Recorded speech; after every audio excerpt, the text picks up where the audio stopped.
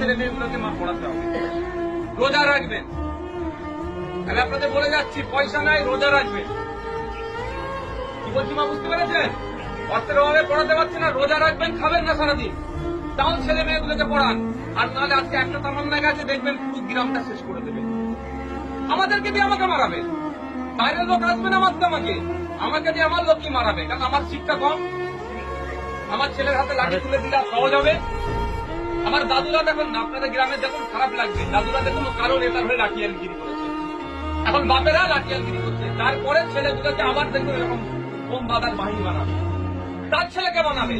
আর নেতার ছেলে উনি নেতা ছিলেন, এমএলএ, তার মেয়ে এমএলএ হয়ে গেল, তার ছেলে মেয়ে দেখেন আবার চলে মেলে হবে। আপনার ছেলেগুলো কোথায়? জেলে যাবে, নাহলে রাতে অন্ধকারে মশার কামড়ে খেয়ে কবরস্থানে লুকোতে যাবে, পুলিশ তারা কথা বলবে। এর বাইরে কিছু আর হবে না।